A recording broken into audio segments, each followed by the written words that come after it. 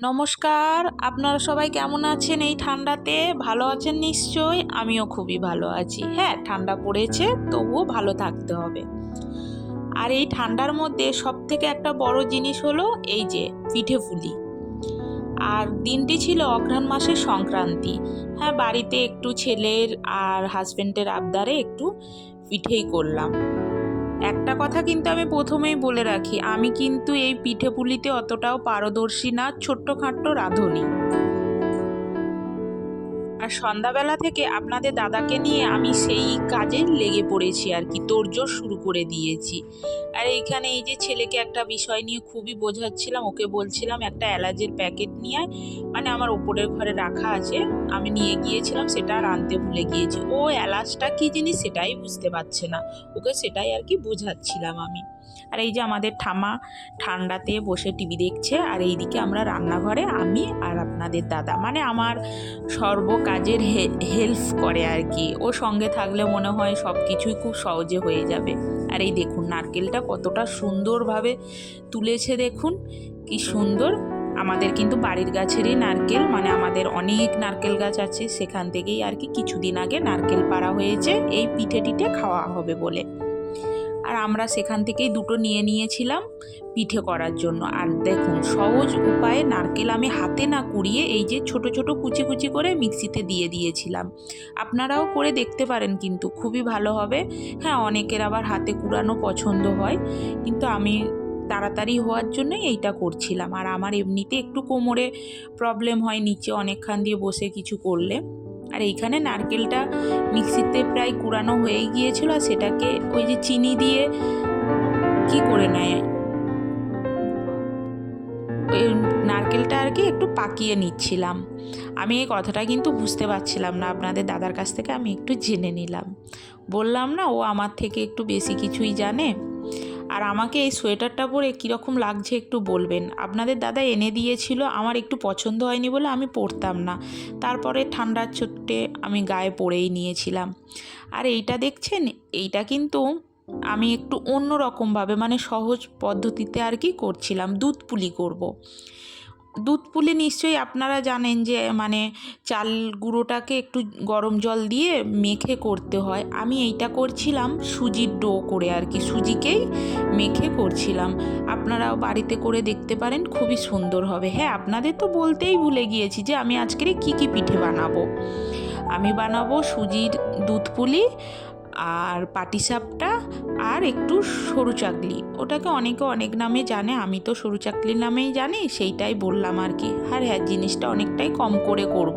প্রথমবার ভালো হবে কি না হবে, তারপরে করে পারবো না, নষ্ট হবে, ওটা কি ঠিক? তবু আর এই দেখুন আমার সঙ্গে সঙ্গে কিন্তু আপনাদের দাদাও তালে তাল দিয়ে করছে। যদি আপনাদের হয়তো মানে শীতকাল ছাড়াও অন্য সময় পিঠে খেতে ইচ্ছা করে, এইরকম সুজি মানে ডো করে করবেন গরম জলে, যেটা চালের গুঁড়ো দিয়ে করা হয় সেটাকেই আর কি সুজি দিয়ে করে দেখবেন, খুবই সুন্দর লাগে খেতে। আমি তো সহজ মনে হয় আর ওইটা করারই চেষ্টা করি। আর এই দেখুন পিঠেগুলো আমার প্রায় হয়েই গিয়েছিল। আর এখানে আমি দুধ, চিনি, এলাচ দিয়ে আর কি দুধটাকে ভালো করে জাল দিয়ে রেখে দিয়েছিলাম, তাতেই আর কি পিঠেগুলোকে দিয়ে দিলাম।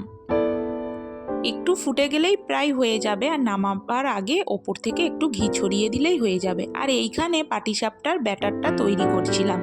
এতেও চাল বাটা দিয়েছি, ময়দা আর সুজি দিয়ে মিক্সিতে পেস্ট করে নিয়েছিলাম। আর পাটিসাপটাটা ভাজার জন্য হচ্ছে একটু ঘি গরম করে নিয়েছিলাম, মানে সাদা তেলের সঙ্গে ঘি গরম করে নিয়ে করছিলাম। প্রথমবার তো একটু ভয় ভয় লাগছিল যে কীরকম হবে না হবে। আর এই দিক থেকে দেখলেন একটা মানে পিঠে আপনি আপনি হাতে হয়ে চলে গেল, ওইটা হচ্ছে আমার ছেলে। মানে ও তো থামছিলই না যে মা আমাকে একটা দাও, তারপর ওর পাপা বললো না তুমি নিয়ে যাও, খাও। দেখুন কীরকম কতটা সুন্দরভাবে উঠে আসছিল। হ্যাঁ, খেতেও খুবই সুন্দর হয়েছিল, আমি বাড়ির সবাইকেই দিয়েছিলাম। হ্যাঁ, কম করি না কেন, প্রথমবার তো একটু কম করাটাই ভালো, ভালো হবে কি না হবে একটু কম করলাম, যখন দেখলাম যে ভালো হচ্ছে আবার পরে করব। শীতকালটা তো রয়েইছে পিঠে খাওয়ার জন্য বলুন। এখনও তো মানে গুড় অনেকের বাড়িতে এসছে, আবার অনেকের বাড়িতে আসেনে। আমার বাড়িতে সত্যি কথা এখনও আসেনি। যদি এই ব্যাটারে একটু গুড় মিশিয়ে করতাম আরও সুন্দর হতো, এইরকম সাদাটা না, একটু লাল লাল কালার আসতো। আর এই দেখুন, এক থালা হয়ে গিয়েছে আমার পাটিসাপটা। আর পাটিসাপটাটা কিন্তু আপনাদের দাদাই খুবই ভালোবাসে, মানে বিশেষ করে আমার ওর জন্যেই করা। মানে নারকেলের পুর ছাড়াও কিন্তু আমি পাটিসাপটা করি, মাখা সন্দেশ নিয়ে এসে করি, মিহিদানা নিয়ে এসে করি। বললাম না যে সারা বছরই টুকটাক এইরকম। হ্যাঁ, একবার করেছিলাম, আমি মিহিদানা নিয়ে এসে করেছিলাম। আর এইখানে দেখুন আমি সরু চাকলি করছিলাম, মানে নিজের মতো করে মার কাছ থেকে, দিদির কাছ থেকে আর কি শোনা বা শেখা।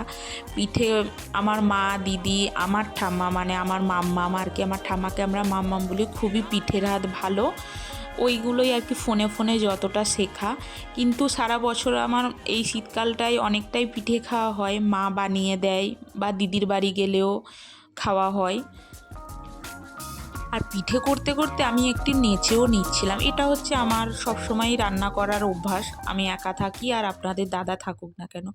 আর একটা কথা বলছি শুনুন, আমি তো ভয়েসটা যখন দিচ্ছিলাম, আমার বাড়ির পাশে না একটা বিয়ে বাড়ি হচ্ছিল, বিয়ে বাড়িতে আবার অর্কেস্ট্রার হচ্ছে। তাহলে ভাবুন কীরকম জোরে আওয়াজ। আমি তো পুরো দরজা জানলা বন্ধ করেও মানে ভয়েসটা দিচ্ছি, তবুও একটু প্রবলেম হচ্ছিল। আর হ্যাঁ, আমি এতটা কষ্ট করে ভয়েস দিয়ে এডিট করে আপনাদেরকে ভিডিওটা দিচ্ছি, যদি একটু ভালো লেগে থাকে অবশ্যই আমাকে একটু কমেন্ট করে জানাবেন। আপনাদের সঙ্গে কথা বলতে বলতে দেখুন শুধু সরু চাকলিটা কতটা সুন্দরভাবে উঠে এলো, দেখলেন কড়া থেকে? আমি তো পুরো ফার্স্ট টাইম করছি, দেখে অবাক হয়ে গিয়েছিলাম। হ্যাঁ, আর এই সরু চাকলিটা কিন্তু আমাদের বাবা, মানে আমার শ্বশুরমশাই খুবই ভালোবাসে, ওনার জন্যই বিশেষ করে বানানো। অল্প একটু চাল ছিল আর তাতে থেকেই আমি ওইটা বানিয়েছিলাম। আমার পিঠে বানানো কিন্তু কমপ্লিট, পাটিসাপটা, দুধ পুলি আর সরু চাকলি। আর যদি ভিডিওটার মধ্যে কিছু ভালো লেগে থাকে তাহলে লাইক করবেন।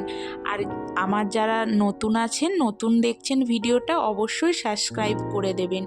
টাটা, আবার দেখা হবে নতুন ভিডিওতে।